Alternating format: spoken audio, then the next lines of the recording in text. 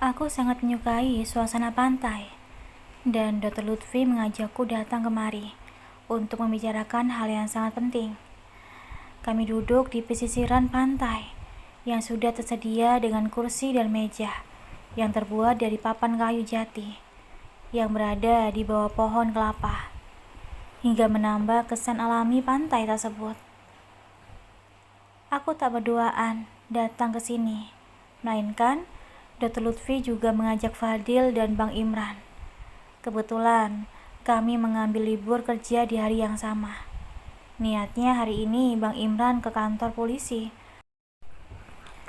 Namun, karena kendala tanggal merah, jadi Bang Imran mengurungkan niatnya untuk pergi. Mohon maaf Riana, jika aku terlalu cepat menyampaikan sesuatu hal yang pribadi denganmu. Apakah kamu mempunyai perasaan yang sama sepertiku? Tanya Dr. Lutfi. Aku spontan berhenti, menyedot es kelapaku dan terbatuk.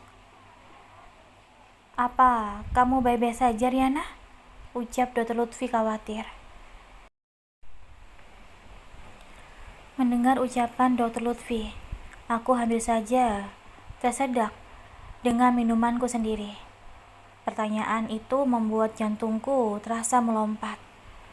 Aku seperti bermimpi dan masih belum berani menjawab pertanyaan Dr. Lutfi. Lupakan Riana. Maaf jika pertanyaanku membuatmu merasa tak nyaman. Ucap Dr. Lutfi merasa salah paham. Dikarenakan sedari tadi, aku hanya terdiam, bengong menatap air laut tanpa menjawab pertanyaan Dr. Lutfi. Sementara Bang Imran dan Fadil sedang bersenang-senang dengan menaiki kano. Entah mengapa mulutku sangat keluh untuk menjawab, bahkan perasaanku juga sama dengan apa yang dirasakan oleh Dr. Lutfi. Mulutku seolah terkunci rapat untuk mengatakan akan hal itu. Ada rasa bahagia di hatiku karena selama ini cintaku tak bertepuk sebelah tangan.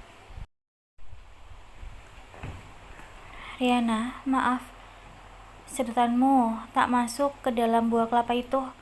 Ucap Dr. Lutfi tersenyum dan ingin tertawa melihat tingkahku. Pantasan, sedari tadi aku menyedot air kelapaku, airnya tak kunjung terasa di lidahku. Rupanya, sedotannya berada di dalam luar buah kelapa. Lagi-lagi, setiap bertemu dengan Dr. Lutfi, aku ketara sekali bersikap salah tingkah. Dok, Riana permisi ke toilet sebentar ya, ucapku beralasan untuk menghilangkan rasa gugupku. Aku pun melangkahkan kaki menuju toilet umum di pantai, dan lagi sandal Dr. Lutfi yang aku masukkan ke kakiku. Aku baru sadar saat melepas alas kaki ke dalam toilet. Bagaimana jika Dr. Lutfi melihatku memakai sandalnya?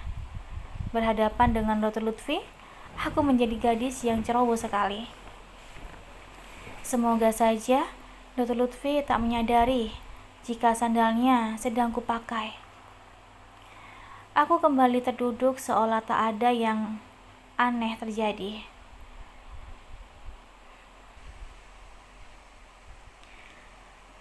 Kamu itu gadis yang lucu yang pernah aku temui, Riana. Kepolosan dan keluguanmu membuatku selalu tersenyum sendiri. Ucap Dr. Lutfi kembali membuatku berdebar. Maaf dok, tadi Riana kebelet, makanya Riana terburu-buru memakai sandal dokter. Ucapku beralasan. Oh iya, kok aku gak sadar ya Riana? Ucap Dr. Lutfi juga baru tahu. Aku mengira Dr. Lutfi mengetahui jika aku tadi menggunakan sandalnya. Kali ini aku terlihat bodoh sekali. Tanpa sadar, aku bergumam pelan dan mengusap keningku. Apakah ada yang marah jika aku mengajakmu kemari, Riana? Ucap Dr. Lutfi menatap jari manisku. Aku hanya menggeleng malu. Oh, syukurlah, ucap Dr. Lutfi lega. Hening, tak ada pembicaraan lagi. Kami asyik melihat Bang Imran dan Fadil bermain kano. Riana, jawab yang jujur. Jangan dipendam lagi, Dek, teriak Bang Imran. Wajahku memerah, layaknya udang rebus. Dan Bang Imran benar-benar tak tanggung-tanggung untuk menggodaku. Mereka berdua terkekeh sambil bergayung kanonya. Apa kamu sakit, Riana? Tanya Dr. Lutfi melihat wajahku yang memerah. Iya, Dok. Riana sakit dan ingin segera menjewer telinga kedua saudara Riana. Mereka selalu menggoda Riana dengan dokter. Lucu juga ya, Ibu. Khayal Riana terlalu tinggi. Mengapa Riana harus jatuh cinta dengan Dr. Lutfi? Ucapku keceloposan, seolah aku sedang bercurhat pada ibu. Aku benar-benar sedang tak fokus. Alhamdulillah, insya Allah aku akan dengan senang segera melamarmu, Riana. Ucap Dr. Lutfi bahagia. Maaf, Dok. Tadi Riana kurang fokus. Ucapku gugup dan malu. Ucapan yang barusan keluar tadi mulutmu itu di luar kendalimu, Riana. Dan itu adalah sebuah pertanda jawaban dari sebuah doaku. Terjawab sudah. Terima kasih. Ucap Dr. Lutfi tersenyum. Aku merasa seolah bunga-bunga berjatuhan dari langit. Mendengar Dr. Lutfi menyatakan ingin melamarku. Dengan serius aku teramat bahagia. Suhu tubuhku menjadi tak menentu dan terasa panas dingin. Usai bermain kano, Bang Imran dan Fadil menghampiri kami dan meminum es kelapanya yang masih belum tersentuh. Bagaimana, Dok? Apa sudah ada jawaban? Tanya Bang Imran mulai lagi. Sepertinya kedua saudaraku itu sudah tahu akan hal Dr. Lutfi ingin mengucapkan perasaannya. Alhamdulillah, niat baik saya insya Allah akan disegerakan. Ucap Dr. Lutfi serius. Mohon maaf, dokter. Riana masih minder dengan status sosial antara kita. Mengingat dokter levelnya jauh berbeda dengan Riana. Riana hanya tamatan SMP. Dan itu pun ijazah SMA Riana harus mengikuti paket C. Ucapku jujur. Riana, nilai kita sama di mata Allah. Yang membedakan adalah iman dan takwanya kita. Mau kamu tamatan SD sekalipun, itu tak penting bagiku, Riana. Yang aku tahu, kamu adalah pilihan hidupku untuk menjalin rumah tangga bersama. Aku yakin kamu adalah istri yang baik untuk suami dan ibu yang baik untuk anak-anak kita kelak. Jelas Dr. Lutfi membuatku serasa ditinggikan. Mendengar ucapan Dr. Lutfi, tak terasa bulir bening jatuh di pipiku. Aku begitu terharu dan bercampur bahagia di saat para iparku selalu menghindangku. Namun di sisi lain ada seseorang yang meninggikan derajatku sebagai manusia. Andai Dr. Lutfi tak berakhlak baik, mungkin aku tak begitu tertarik dengannya. Ketampanannya dan kemapanannya itu adalah salah satu bonus untukku. Namun, aku masih ragu dengan keluarga Dr. Lutfi. Dan tanpa ragu, aku pun menanyakan hal itu. Bagaimana dengan keluarga dokter? Apakah beliau berdua merestui jika dokter akan melamar Riana? Tanyaku. Alhamdulillah, Umi dan Abi menyerahkan keputusan itu padaku. Siapapun kepilihanku, Umi dan Abi akan mendukung. Jujur, Riana, aku sengaja memanggilmu saat itu naik ke atas panggung. Dengan secara sengaja, aku sambil mengenalkanmu kepada keluargaku secara tidak langsung. Ucap Dr. Lutfi. Kedua saudaraku hanya menyimak obrolan kami sambil menyedot minuman mereka. Terima kasih, Dok, telah memilih Riana sebagai tambatan hati dokter. Ucapku bahagia. Sore ini, Bagas datang bertamu bersama Wina, sahabatku. Aku tak menyangka Wina berkunjung ke rumah. Wina, ucapku memeluknya dengan erat. Aku kangen tahu. Entar. Mebel Bramantio, ucap Wina membaca nama sablon baju kerjaku. Oh, jadi duda keren itu namanya Bramantio? Tanya Wina. Aku hanya mengangguk. Sementara Bagas tersenyum melihat kami melepas rindu. Aku mengobrol lama dengan Wina, termasuk kami membicarakan tentang perasaan Bagas. Wina bilang jika Bagas selalu membicarakanku. Bagas jatuh hati padamu, Riana. Terimalah cintanya. Ia pria yang sangat baik dan soleh, ucap Wina. Maaf, Win. Walaupun Bagas belum menyatakan perasaannya padaku, namun aku tak mempunyai perasaan spesial terhadapnya. Aku sangat sedih ketika mengetahui tentang perasaannya padaku. Bagas selalu baik untuk disakiti. Terlebih, aku akan dilamar oleh seseorang, Win, ucapku jujur. Apa? Siapa pria yang telah meluluhkan hatimu, Riana? Tanya Wina ingin tahu. Dr. Lutfi, salah satu langganan toko Pak Kasmir, jawabku. Apa? Riana, kamu beruntung sekali menjadi wanita itu. Aku mau berada di posisimu, Riana. Dikerumuni pria baik dan tajir, ucap Wina. Mulai lagi deh, ucapku tersenyum. Bagas pun menghampiriku dengan Wina yang asik mengobrol. Seperti memberi kode, Wina pun sengaja permisi menuju kamar mandi. Mungkin ia sengaja memberi waktu untukku dan Bagas.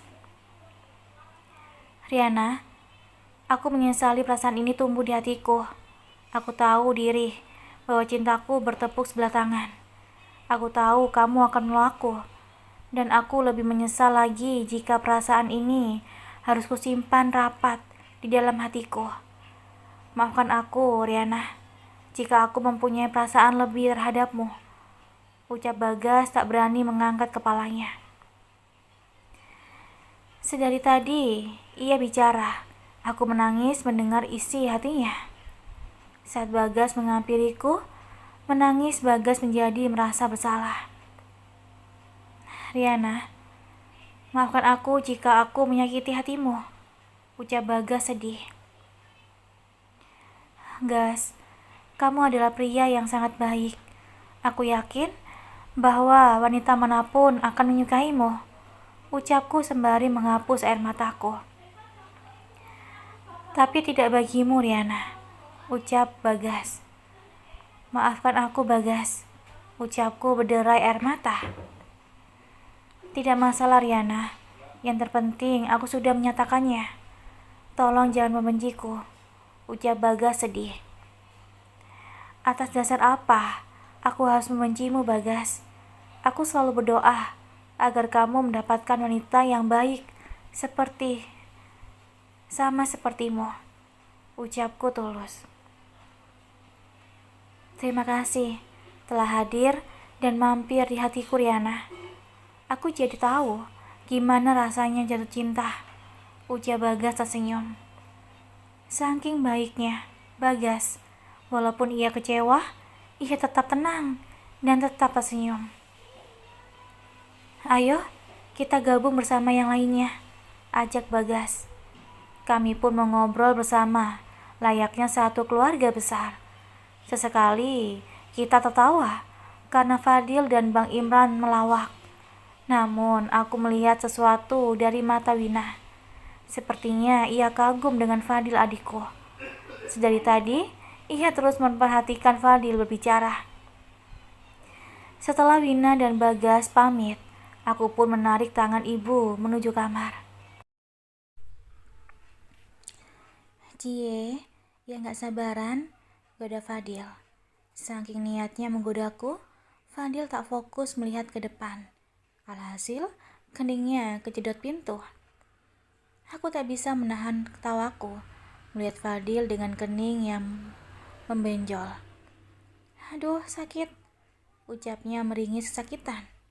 Dengan sigap, Bang Imran langsung menempelkan kepalanya dengan kepala Fadil, layaknya kambing yang sedang beradu tanduk. Sampai saat ini, kebiasaan kami sedari kecil bila kejedot dengan apapun, kami selalu menempelkan kepala kami ke bagian yang kejedot dan mengusapkannya perlahan agar tidak membenjol dan membengkak. Namun hasilnya malahan tambah benjol. "Makanya Dil, gak usah goda Mbak lagi.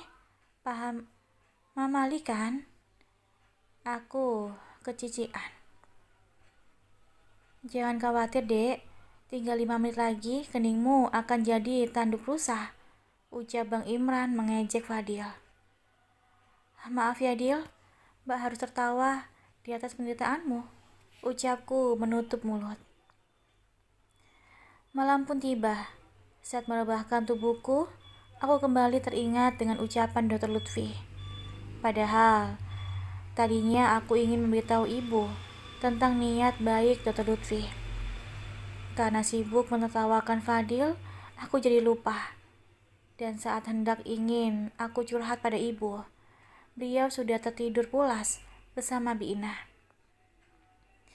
Mungkin ini suatu pertanda agar aku memendamnya saja sampai menunggu Dr. Lutfi benar-benar datang ke rumah untuk melamarku secara resmi.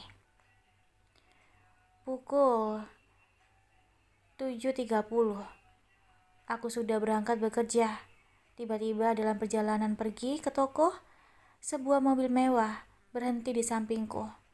Aku tak mengenali sama sekali gadis yang berjilbab anggun dan cantik turun dari mobilnya.